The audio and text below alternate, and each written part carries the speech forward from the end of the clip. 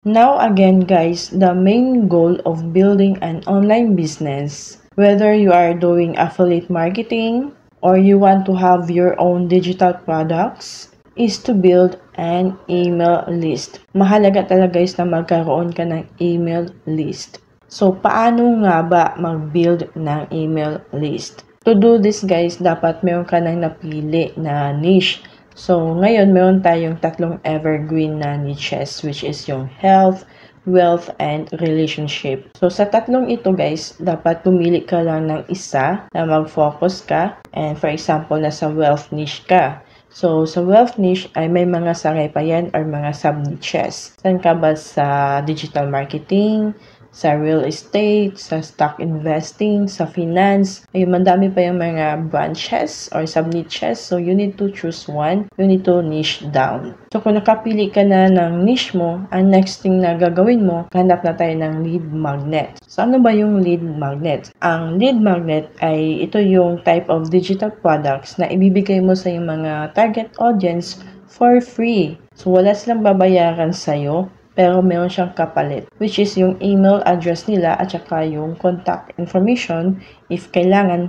Pero dito sa digital business, since digital mo siya ipapadala, ang pinaka-importante na makuha mo dito ay yung email address nila at saka yung pangalan nila. So, ngayon, ang next step na gagawin ko ay maghanap na ako ng lead magnet to build my email list. Alright guys, as you can see on my screen, andito tayo ngayon sa plr.me. So, this is the website. This is one of my sources kapag maghahanap ako ng lead magnet, lalo na if I don't want to create from scratch. So, these are done for you PLR content na pwede mong gamitin as your own as long as na meron kang license.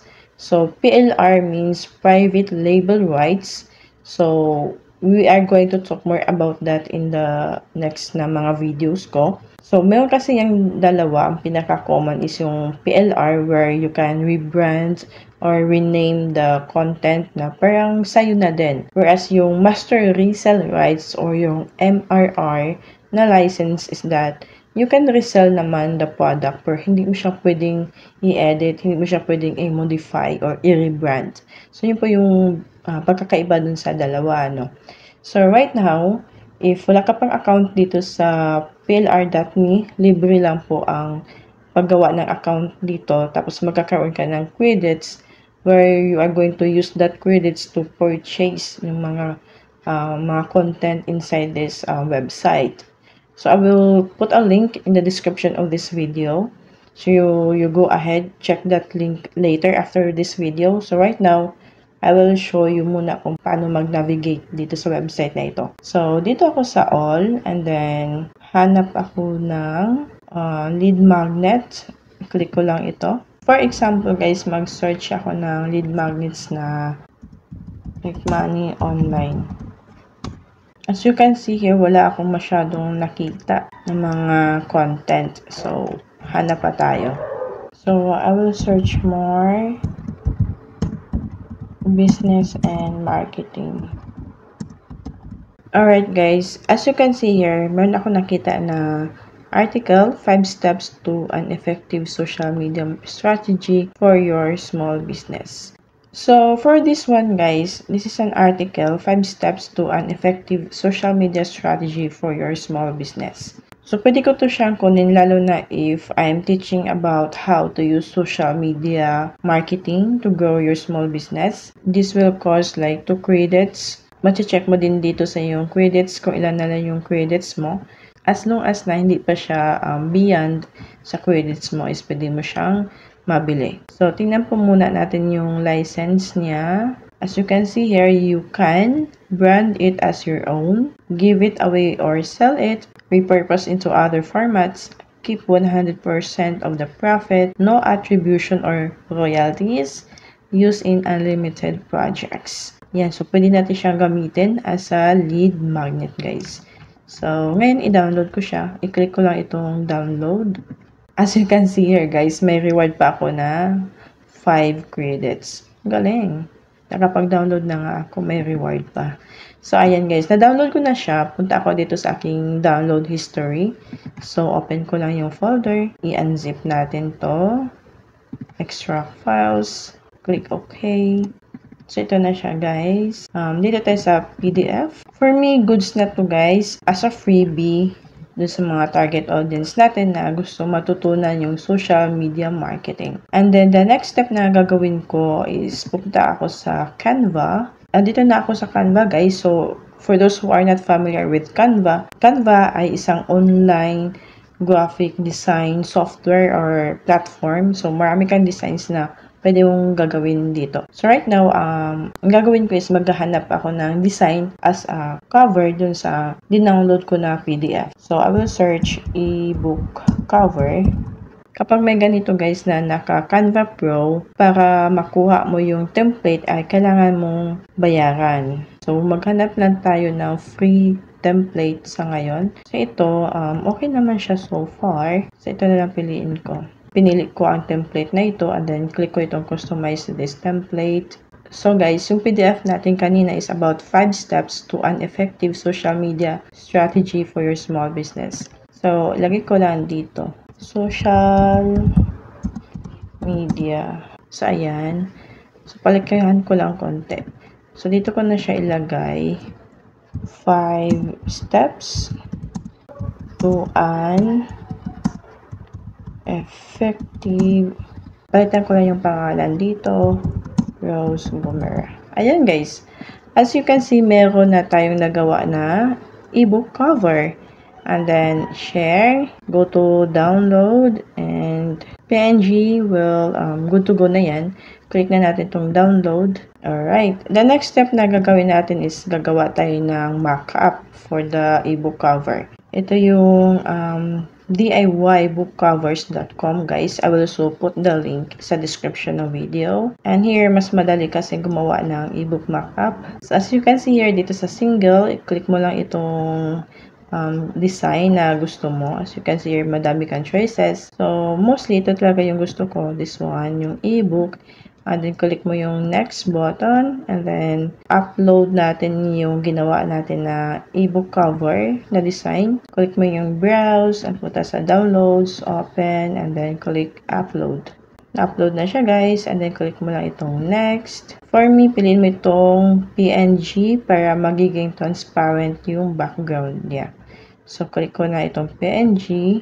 Okay. Andito na siya, guys. Na-download na. Open ko lang siya. Ayan. Ito na siya, guys. Charan! As you can see, diba? May ebook markup ka na. Lagyan natin siya ng title. Ebook markup.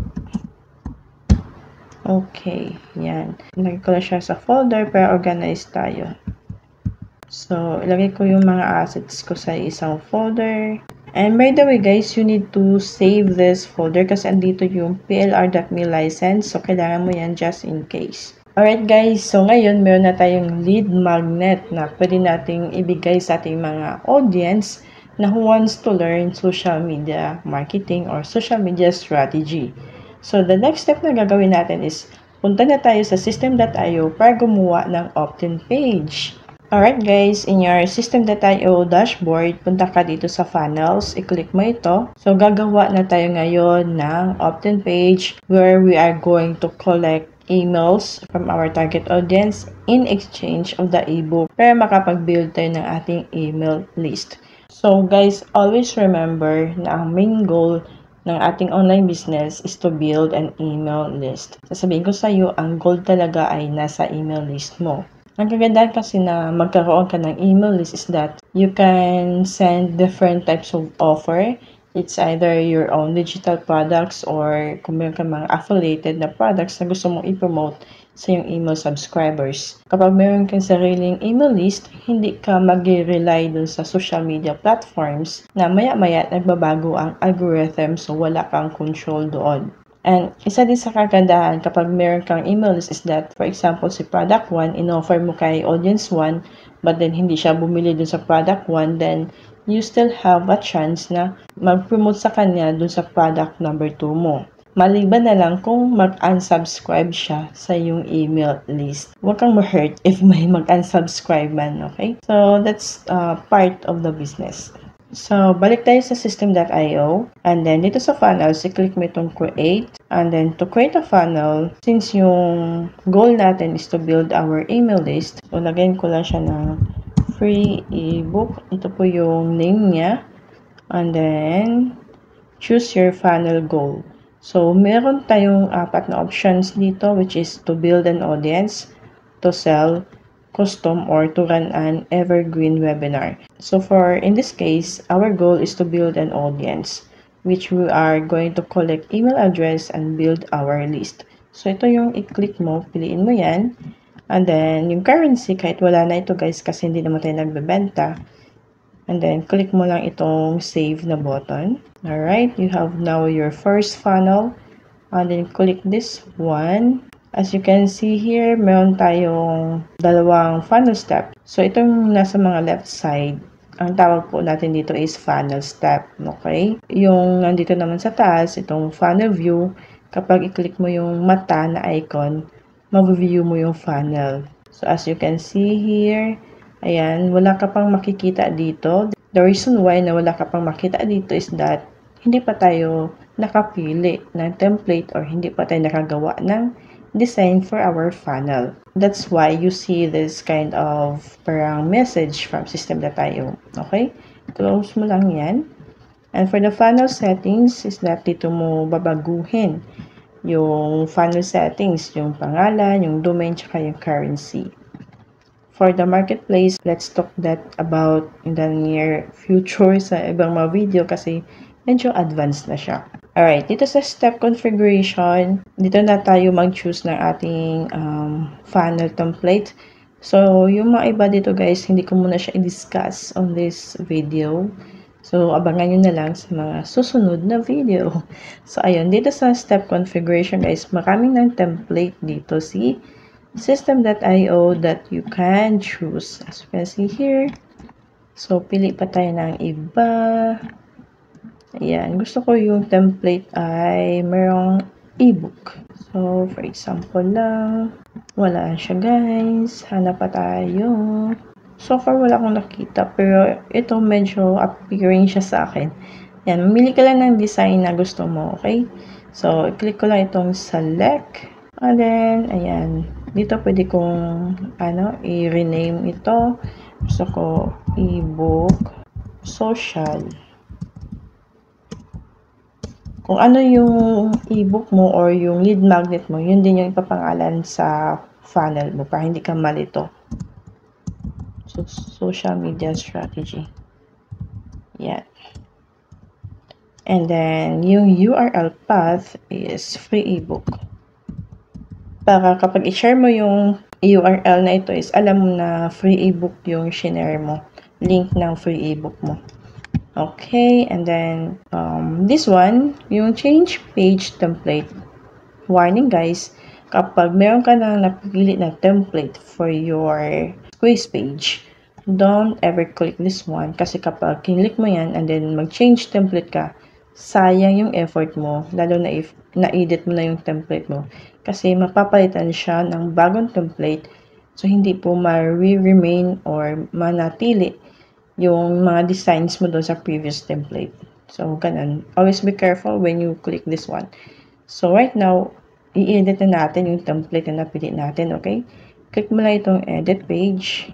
Since we are creating a quiz page where we are going to collect emails, so, I'm gonna delete these mga elements na sa taas. Okay. So, dito guys, ang tawag pala dito is elements. Dito elements. May mga text. Ayan, media, image, video, audio, column layout, form, and social, and others. So, maraming mga elements here that you can do para mag-design sa yung opt-in page. So, for example, if you want to add text, ang gagawin mo lang is drag and drop mo lang dito sa yung canvas. Ayan, drag and drop. For headline, ayan, drag and drop. Okay? Kapag naka-hover yung mouse mo dito, yung sa green, meaning is section po yan. Kapag color green, section. And then color blue is this one, yung row. color orange naman is yung mga elements. Ayan, okay? So, aayusin ko lang itong opt-in page natin. So, for example, here, image yung nakalagay. I-click ko lang ang image element. And then, pag kinlik mo siya, dito sa left side, makikita mo yung settings where you are going to upload an image. So, i-click mo lang itong upload na icon. And then, select a file. And then, hanapin mo yung ebook mo, yung ebook markup, click, and then open, click the ebook, and then click insert. As you can see, andyan na yung ebook mo. So, ngayon, dito sa taas, ang gagawin natin is, okay, i-delete ko lang din muna itong form kasi gusto ko sa pop-up yung form natin. So, click ko lang, delete ko lang muna siya. For example, maglagay ako dito sa taas ng here, text. Drag and drop mo lang yung elements na text. Lagay ko ng free ebook.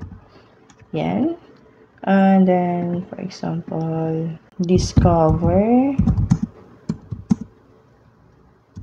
how to effectively promote your small business using social media. Yan. Okay ba? Gawa-gawa lang yan, guys. Okay. And then, i-delete ko lang ito. And then, maglagay ako ng sub-headline.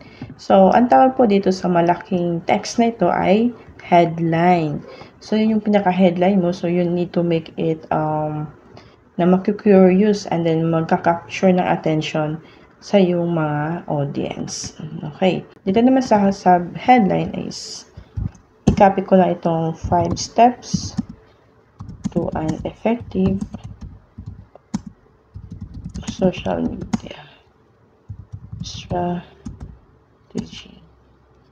that you can apply today to grow your business.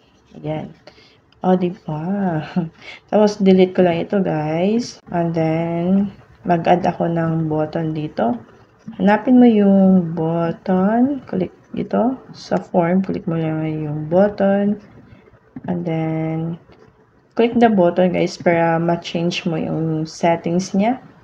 As you can see here, scroll down ka. Once kinlik mo yung button, ayan, nakaklik na siya. May mga settings na lalabas dito sa left side. So, scroll down ka para mapalitan mo yung text niya dito sa typography, button text, click here. So, palitan natin ng download for free. Yung subtext here, click here to get access. Ayan. And if gusto mong baguhin yung font style, so under font type, ayan, hanap ka ng fonts. For example, Roboto. And then sa subtext font, Google Fonts. And then, for example, nato. Ayan. Depende sa'yo, no? Kaya, mas maganda na meron ka ng preferred na font style na gagamitin mo. And for the icon selector, we can add here. Click mo lang dito and then lalabas tong search icon na box. Search for download. Arrow. Okay, mas okay sa akin ang arrow. Para mapalitan yung color nito, guys, click mo lang ulit yung button and then dito sa left side may lalabas na color. Ayan, dito mo siya papalitan. For example, this one. Palitan ko siya ng color orange. Okay. So far, okay naman. And then for the border, hanapin mo yung border, this one, and then color. Let's make it like yellow. Yan. Okay. Now, para makapag-fill up sila ng form, ay i-click mo itong button. And then yung action, when button is click, so meron kasi niyang choices. First is submit form, show pop-up, open URL, next step URL, or download file. So, ang pipiliin natin is show pop-up. And then pop-up, select a pop-up. So, wala pa siyang laman kasi hindi pa tayo gumawa ng pop-up. Ang next step na gagawin natin is click mo itong pop-up button. And then click add pop-up. Change natin yung text dito. Download for free. And then, ito yung form inputs. As you can see here, email na yung nakalagay. Ang gagawin mo is hover your mouse dito sa element na to. And then, click mo itong copy. And then, click mo lang itong form input. Ayan, para lalabas yung settings niya dito. Under input type, click mo ang first name. Ayan, first name. Sa placeholder, ayan, ito yung placeholder niya. Ito yung makikita mo dito sa text box. So, lagyan natin ng enter. Enter first name. And for the email naman, enter email. Ayan.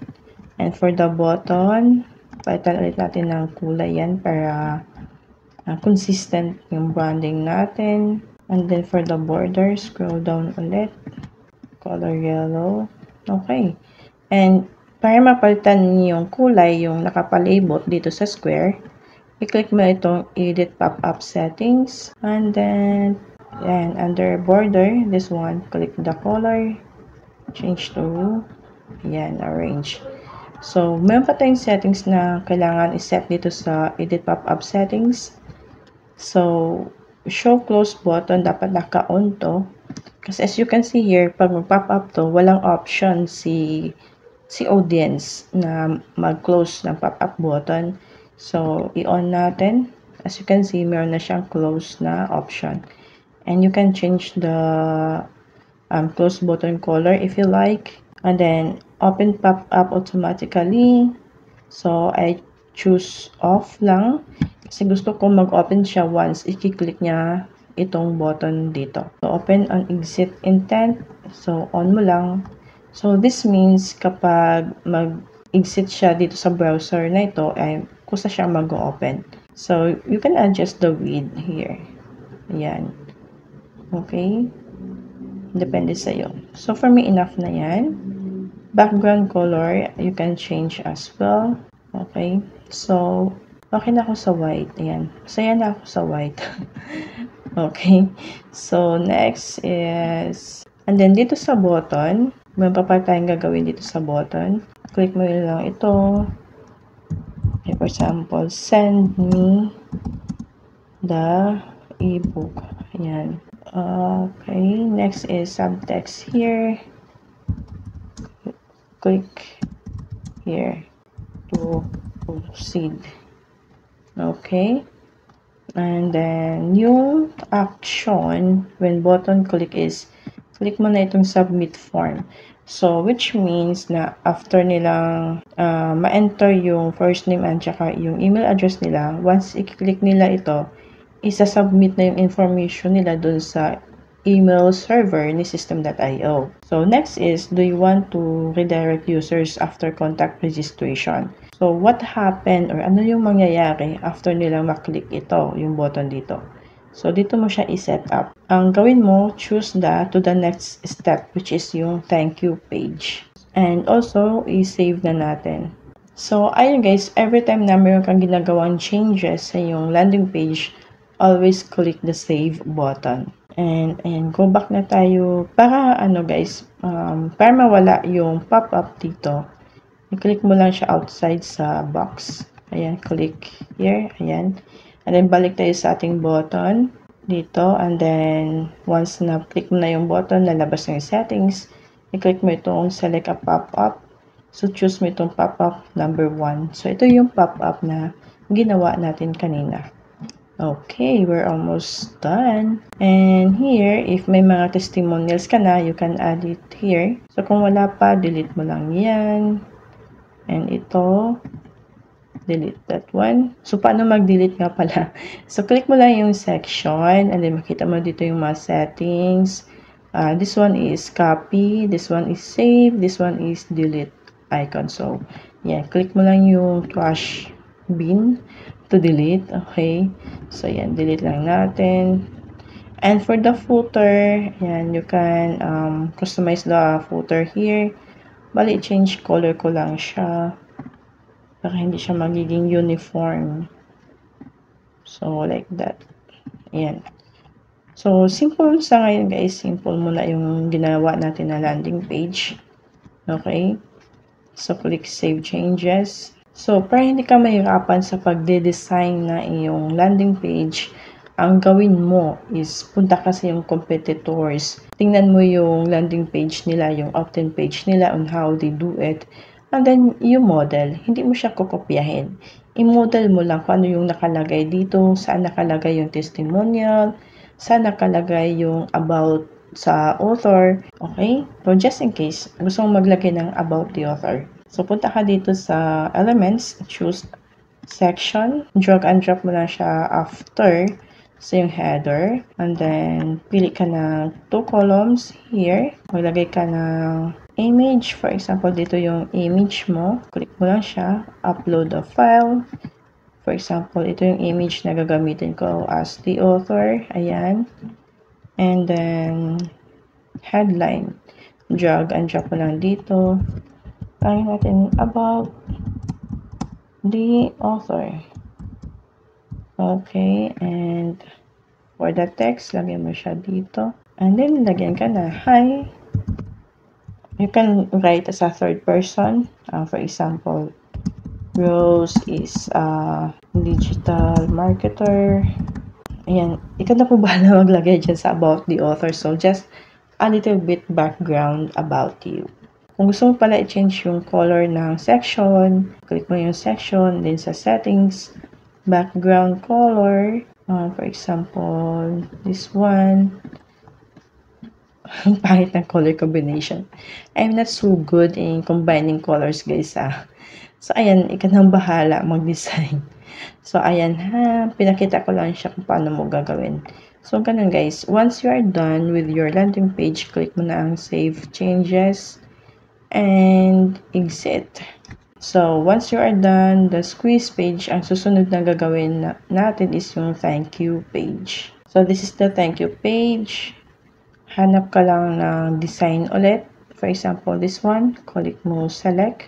And then, lagyan natin ng thank you. So, click edit page. After nilang mag-submit ng kanilang email list and name, after nilang mag-click yung button dun sa squeeze page mo, ay dito na sila magdadirect sa thank you page. So, ito guys, thank you for registering. Change ko lang yung color nito. So, para ma-change mo yung color ng text, ayan, select all, and then makita mo itong color wheels. Basta ito guys, may mga kulay yung lalabas. Okay, click mo yung orange. Ayan. Basta every time na gusto mong i-change yung color ng text, ayan, double click mo lang ito, and then malalabas yung mga settings dito guys, bold, italic, underline, or ito, and you can also add link. Ayan, okay, so far goods na tayo dito sa ating thank you page. So ngayon, then click na natin yung save changes. Ayan, congrats guys, meron ka ng opt-in page or landing page where you are going to collect emails and build your email list. Pero hindi pa tayo tapos, may gagawin pa tayong step.